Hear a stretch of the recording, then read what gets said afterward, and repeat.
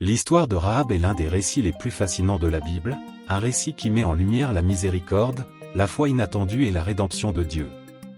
Cette histoire se trouve dans le livre de Josué, chapitre 2 et 6, et décrit comment une femme considérée comme improbable est devenue une partie importante de l'histoire du peuple d'Israël.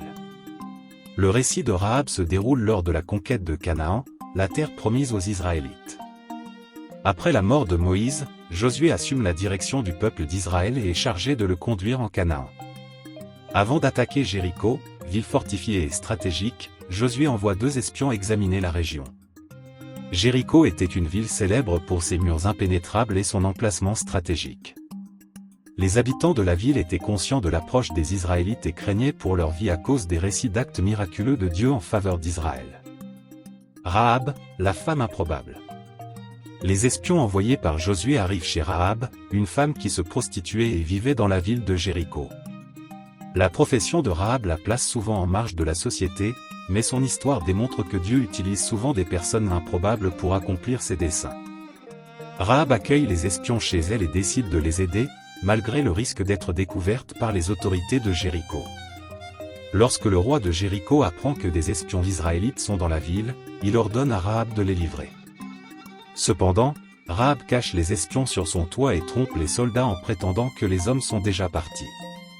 Qu'est-ce qui a poussé Rahab à risquer sa vie pour aider les espions? La réponse réside dans votre foi. Rahab entendit parler des miracles que Dieu avait accomplis pour le peuple d'Israël, notamment la traversée de la mer Rouge et les victoires contre d'autres royaumes.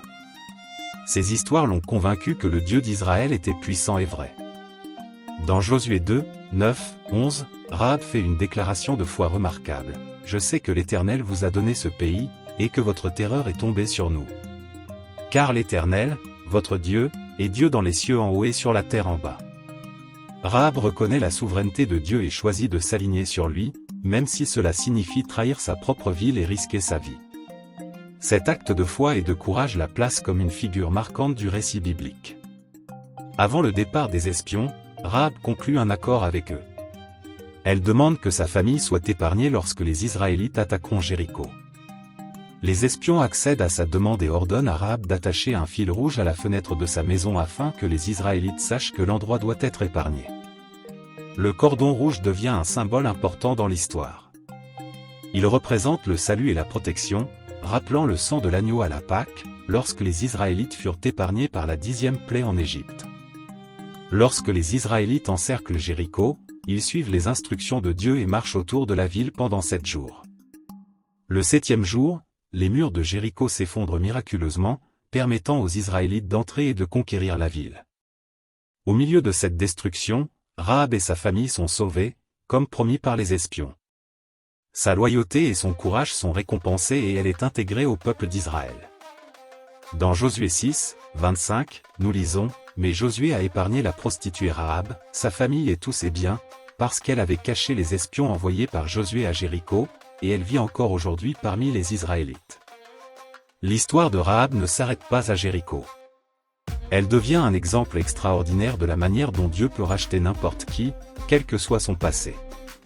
Rahab épouse plus tard Salmon, un Israélite, et devient la mère de Boaz, qui à son tour est un ancêtre du roi David.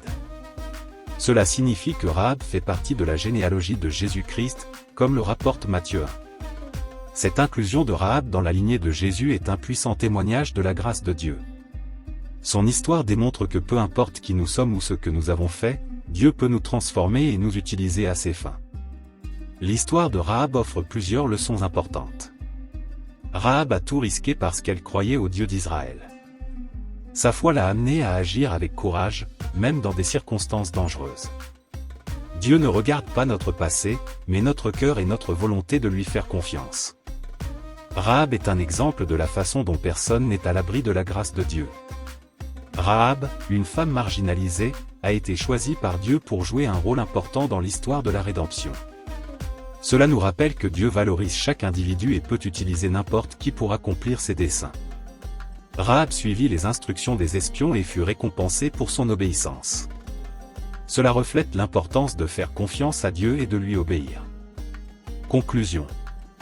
L'histoire de Rahab est un puissant récit de foi, de rédemption et de transformation. Cela nous rappelle que Dieu peut utiliser n'importe qui, quelle que soit son origine ou son passé, pour réaliser ses plans. Rahab a non seulement sauvé sa propre famille, mais elle est également devenue partie intégrante de l'histoire du peuple de Dieu et de la lignée du Sauveur. Merci d'avoir regardé notre vidéo sur l'histoire inspirante de Rahab. Si vous avez aimé ce contenu et souhaitez continuer à explorer des histoires fascinantes de la Bible et bien plus encore, n'oubliez pas d'aimer, de partager cette vidéo avec vos amis et de vous abonner à la chaîne pour ne manquer aucun nouveau contenu. Votre participation est essentielle pour que nous puissions continuer à produire du contenu de qualité. À la prochaine fois.